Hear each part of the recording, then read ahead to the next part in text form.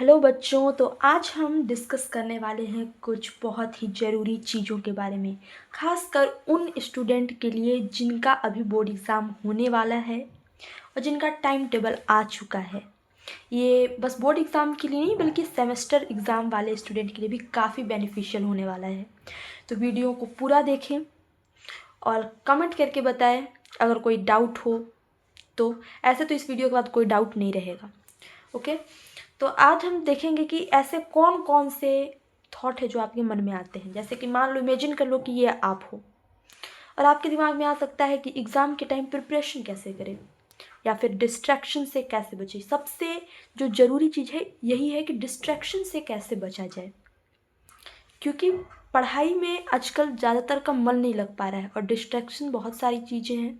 ऐसे तो जो सेल्फ मोटिवेटेड और जो डिसिप्लिन स्टूडेंट रहेगा उसको डिस्ट्रैक्शन से कोई लेना देना नहीं है, लेकिन जो डिस्ट्रैक्ट हो जाते हैं तो वो एग्ज़ाम टाइम डिस्ट्रैक्शन से कैसे बचे ये भी डिस्कस करेंगे। कैसे 80+ स्कोर लाया जा सकता है वो भी एग्ज़ाम के कुछ दिनों पहले पढ़ करके। और कुछ तो ऐसे स्टूडेंट भी होंगे जिन्होंने अपना पूरा ईयर वेस्ट कर दिया है और वो बस एग्ज़ाम स्टार्ट हो चुके हैं, मतलब 1-2 दिन बचे हुए हैं। उन स्टूडेंट के लिए भी कुछ टिप्स हम शेयर करेंगे आज। ओके, तो बने रहे वीडियो में, चलते हैं आगे देखते हैं। तो सबसे पहले हम कुछ स्टूडेंट को कैटेगराइज करते हैं। एक ऐसे स्टूडेंट जिनके पास अभी एटलीस्ट 15 डेज़ का टाइम बचा हुआ है, और कुछ स्टूडेंट ऐसे हैं जिनके पास 1 वीक के आसपास टाइम है, और कुछ तो किसी के पास 3 डेज़ है, किसी के पास ओनली 1 डेज़ है। तो इन सारे स्टूडेंट को घबराना नहीं है। पहली बात, ऑल इज़ वेल।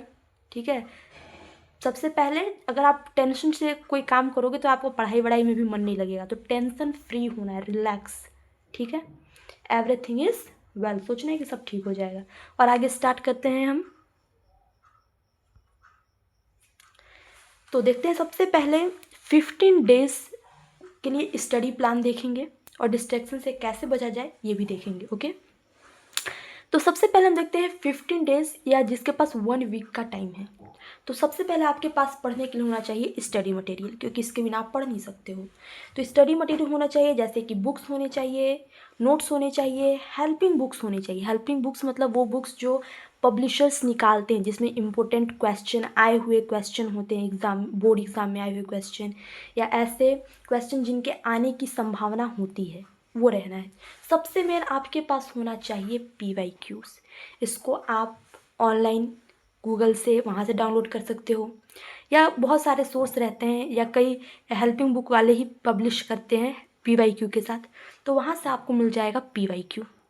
तो आपको PYQ लेना है एटलीस्ट 5 ईयर।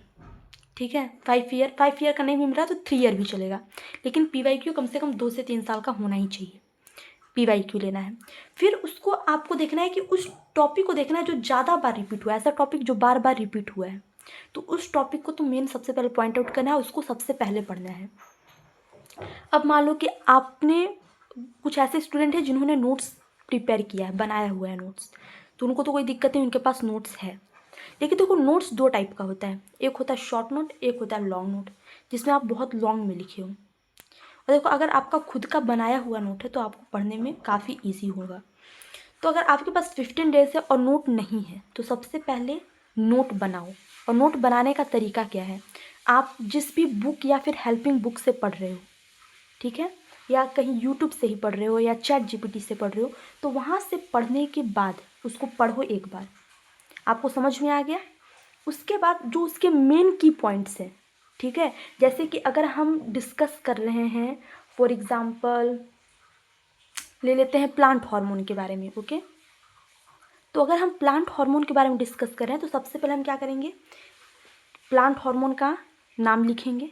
ठीक है, वो उतने नाम लिख लिए, उसके बाद पूरा सेंटेंस नहीं लिखना है, आपको सिर्फ लिखना है कि हाँ मान लो साइटोकाइनिन है, ये क्या कर रहा है, सेल डिवीजन कर रहा है। ठीक है, या फिर मान लो कि आप पढ़ रहे हो, मैथ्स पढ़ रहे हो, तो उसमें आपको जो मेन फॉर्मूला है उनको सबसे पहले एक जगह फार्मूला को रखना है, बाकी आप रफली उसको प्रैक्टिस करो।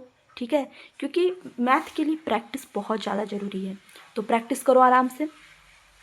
और किसके बेसिस पे, प्रीवियस ईयर क्वेश्चन पेपर के बेसिस पे करो। ठीक है, कि किस टाइप के आए हुए हैं। अगर आपके पास कम टाइम है। अगर टाइम बचता है तब आप फिर एक्स्ट्रा पढ़ो उसके अलावा। तो ये हुआ तरीका। उसके बाद हम देखेंगे कि जो हम नोट्स बनाएंगे शॉर्ट नोट, उसके लिए आप 2 ही पेन यूज़ करो। बहुत कलर्ड एकदम चमकीला धमकीला नहीं बनाना है, सिंपल। उसमें 2 पेन यूज़ करना है और ब्लैक वाइट या फिर रेड यूज़ कर सकते हो, क्योंकि आपको चेक कराना नहीं है उस नोट को, अपने पढ़ने के लिए यूज़ करना है, ठीक है। तो वैसा नोट बनाओ, क्योंकि आपके पास कम टाइम है। जो नहीं बनाए हो तो पढ़ो, फिर उसको उसी टाइम पढ़ने के मतलब पढ़ो और एक तरफ नोट बनाते हुए जाओ, ठीक है। और वो बिल्कुल शॉर्ट फॉर्मेट में होना चाहिए। जैसे कि अगर 2 पेज का कोई चीज़ है तो उसको आप सिंपल आधे पेज में, ठीक है, कम से कम पेज में, कम से कम लाइन में कवर अप करो, सिंपल लैंग्वेज में, ठीक है। और मैं तो प्रेफर करूँगी कि वाइट पेज में बनाओ। वाइट पेज में क्या होता है कि आप जिस चीज़ को पढ़ते हो ना, आपके ब्रेन में अच्छा क्लियरली आता है, ठीक है, तो वो ज़्यादा इफेक्टिव रहता है। तो वाइट पेज यूज़ करो। उसके बाद ये जो है, तो फॉर्मूला और डायग्राम, ये तो मतलब जो मेन फॉर्मूला डायग्राम है उसको एक जगह पे लिख लिया करो, ठीक है। अगर याद नहीं हो रहा तो उसको अच्छे से एक जगह लिख लिया करो, लिख के याद किया करो, ठीक। तो ये हो गए। उसके बाद जो डायग्राम है, जैसे कि मान लो अगर साइंस में डायग्राम आ रहे हैं, तो जो डायग्राम आ रहे हैं उसको आप एक बार पहले एनालिसिस करो, ऑब्जर्व करो किस तरीके से डायग्राम बना है, कहाँ पे किस चीज़ की नेमिंग है। अगर सिंपल डायग्राम है तो आप उसको बस ऑब्जर्व करके दिमाग में रखो, लेकिन कॉम्प्लेक्स डायग्राम है तो आपको 1-2 बार एटलीस्ट प्रैक्टिस करनी चाहिए। तो प्रैक्टिस करो, ठीक है। और जो 12th और 10th है दोनों स्टूडेंट के लिए बता दें कि आप लोग क्या करते हो कि जो हार्ड सब्जेक्ट हैं जैसे कि साइंस हो गया, मैथ हो गया, आप उसको टाइम देते हो, काफ़ी टाइम देते हो। बट जो इजी सब्जेक्ट है आप उसको कुछ ज़्यादा ही ईजिली ले लेते हो, जबकि आपको पता है कि सारे जो सब्जेक्ट हैं वो क्या है, इक्वल मार्क्स के हैं। सारे सब्जेक्ट इक्वल मार्क्स के हैं, तो आपको उस सब्जेक्ट के लिए भी टाइम निकालना है। हाँ, आप मैथ साइंस जितना टाइम नहीं निकाल पा रहे हो, लेकिन उससे थोड़ा कम टाइम ही सही, लेकिन आपको उसके लिए भी टाइम निकालना है। अगर बहुत बीच में 3-4 दिन गैप पड़ा है, आपको लगता है कि हाँ उस टाइम पे उस सब्जेक्ट का प्रिपरेशन हो जाएगा, तो ठीक है। लेकिन कई बार ऐसा होता है कि वो 5-6 दिन टाइम रहता है, बट आप ऐसे ही हंसी मजाक में निकाल देते हो, फिर 1-2 दिन टाइम बचता है और फिर हो नहीं पाता, या कभी कभार तो बस 1 दिन टाइम बचता है। तो इसलिए उस सब्जेक्ट को भी आपको ले करके चलना है, क्योंकि उसके मार्क्स भी तो ऐड होंगे, ठीक ना। तो ये सारी चीज़ें आपको ध्यान रखनी है और अच्छे से प्रिपरेशन करना है। तो ये तो हो गया 15 डेज़ या 1 वीक जिसके पास टाइम है। इसके बाद अगर और ये सारे प्रीवियस ईयर के क्वेश्चन पेपर करने के बाद, और मैं तो बोलती हूँ सबसे इम्पोर्टेंट, जैसे कि सबका अपना अपना सब्जेक्ट को किसी के लिए कॉम्प्लेक्स लगता है, तो जिसको मैथ थोड़ा हार्ड लग रहा है आप उसको प्रैक्टिस करो, PYQs देखो, उसके हिसाब से प्रैक्टिस करो, या जो मॉडल आंसर आते हैं, मॉडल क्वेश्चन पेपर, उन मॉडल क्वेश्चन पेपर के बेसिस पे प्रैक्टिस करो, ठीक है, मैथ्स के लिए। तो ये हो गया। अभी मैं पूरे सब्जेक्ट वाइज तो बता नहीं सकती हूँ, लेकिन ये एक तरीका है, ठीक है।